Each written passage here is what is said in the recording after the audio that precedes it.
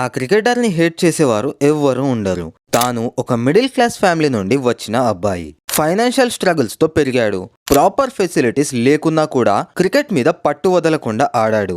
Later 2007లో తను India team కి debut చేశాడు. తాను ఇండియాకి మిడిల్ ఆర్డర్ లో కన్సిస్టెంట్ గా ఆడలేకపోయాడు. టీం నుండి డ్రాప్ కూడా అయ్యాడు. చాలా క్రిటిసిజం ఫేస్ చేశాడు.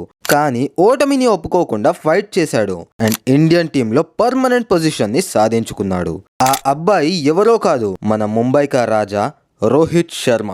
కెరియర్ స్టార్టింగ్ లో బ్యాటింగ్ ఆల్రౌండర్ గా స్టార్ట్ చేసి పార్ట్ టైం బౌలింగ్ కూడా చేశాడు. కానీ 2013లో ఓపెనర్ గా పంపించిన తర్వాత తన కెరియర్ కంప్లీట్ గా మారిపోయింది. తాను ఇండియన్ టీమ్ కి ఓపెనర్ గా ఎన్నో రికార్డ్స్ అచీవ్ చేశాడు. ఓడిఐ క్రికెట్ హిస్టరీలో 264 రన్స్ అనే హైయెస్ట్ ఇండివిజువల్ స్కోర్ క్రియేట్ చేసి అందరిని షాక్ చేశాడు.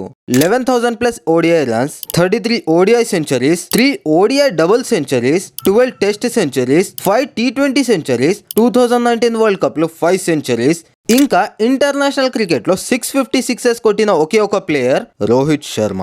అంతేకాకుండా ఐపీఎల్లో 7,000+ రన్స్ అండ్ ముంబై ఇండియన్స్ ని లీడ్ చేస్తూ 5 ట్రోఫీస్ గెలిచిన కెప్టెన్ గా ఒక డైనాసిటీ బిల్డ్ చేశాడు.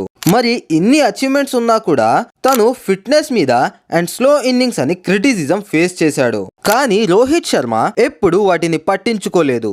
తను ట్రోల్స్ ఫేస్ చేసిన ప్రతిసారి కూడా బ్యాట్ తో మాత్రమే ఆన్సర్ ఇచ్చాడు. ప్రెషర్ లో కామ్ గా ఉంటూ టీం ని ముందుకు తీసుకెళ్లడమే తన స్టైల్. అందుకే రోహిత్ శర్మ జస్ట్ ఒక క్రికెటర్ మాత్రమే కాదు, ఇండియన్ క్రికెట్ లో ఒక ఎమోషన్, ఒక ఎరా. మరి మీరేమంటారు? రోహిత్ శర్మ ప్యూర్ టాలెంటేనా లేదా జస్ట్ హైపా? మీ ఒపీనియన్స్ ని కామెంట్స్ లో చెప్పండి.